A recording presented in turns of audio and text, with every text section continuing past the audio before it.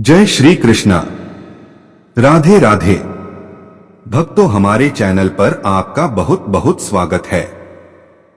दोस्तों, यदि आप हमारे चैनल पर पहली बार आए हैं तो आपसे निवेदन है कि हमारे चैनल को सब्सक्राइब अवश्य कर लें और घंटी के निशान को भी दबा दें, जिससे इस प्रकार की वीडियो की जानकारी आपके पास पहुंच जाया करें।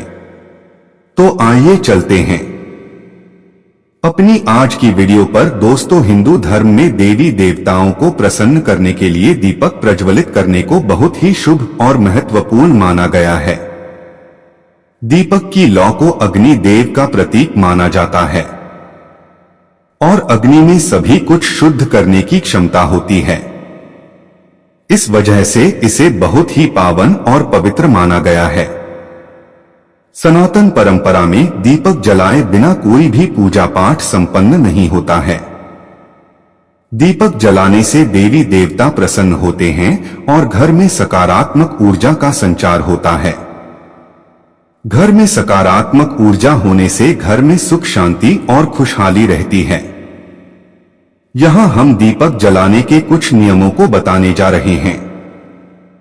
घर के मंदिर में दीपक जलाने के बहुत से फायदे देखने को मिलते हैं, लेकिन ज्योतिष में दीपक जलाने के कुछ नियम हैं जिनका हम यदि पालन नहीं करते हैं तो हमें कई समस्याओं का सामना भी करना पड़ सकता है।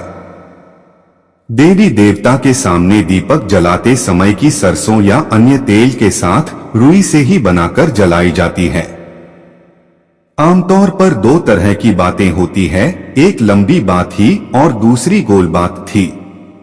दोनों बातों को जलाने का अलग अलग महत्व होता है। आइए आपको बताएं कि कौन सी बात ही किसी देवी देवता के सामने जलाना शुभ होता है। पहली बात, लंबी बातें। लंबी बातें जलाने से सुख समृद्धि धन संपदा ऐश्वर्य में वृद्धि होती है। इस बात का ध्यान रखें कि लंबी बात ही का दीपक केवल मां लक्ष्मी, दुर्गा जी, सरस्वती सहित अन्य देवी के पूजन में ही जलाया जाता है।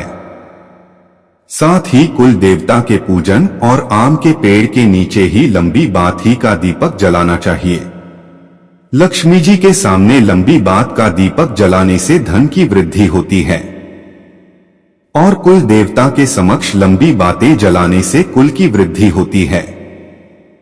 ध्यान रखें, अगर अमावस्या या अन्य किसी दिन पितरों के लिए दीपक जला रहे हैं तो हमेशा लंबी बात का ही इस्तेमाल करें। नंबर 2, गोल बात। गोल ही को फूल बाकी भी कहा जाता है। शास्त्रों के अनुसार गोल ही का दीपक ब्रह्मा जी, इंद्रदेव, शिव जी, विष्णु जी सहित अन्य देवता के मंदिर में जलाना शुभ होता है। इसके साथ ही तुलसी के पौधे के सामने भी गोल ही वाला दीपक जलाना चाहिए।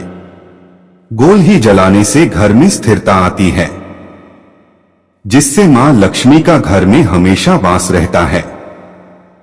इसके अलावा पीपल या फिर भर के वृक्ष की पूजा करते समय भी गोल बातें ही जलाएं। ध्यान रखें कि अपने पितरों के समक्ष कभी भी गोल बाकी का दीपक भूलकर भी न लगाएं। गोल बात का इस्तेमाल करने से पितर कभी प्रसन्न नहीं होते हैं और घर में दरिद्रता वास करने लगती है। इसका घर में रहने वाले सदस्यों की तरक्की पर भी बुरा असर पड़ता है और घर में अशांति छा जाती है। इसके साथ ही घर में कोई न कोई बीमार पड़ता रहता है। इसलिए घर में पितरों को प्रसन्न करने के लिए हमेशा लंबी बात ही का ही दीपक जलाएं। इसी तरह नवरात्रि या लक्ष्मी पूजन में भी गोल ही का इस्तेमाल कभी भी न करें। इससे माता रुष्ट होती है और घर की सुख समृद्धि नष्ट हो जाती है।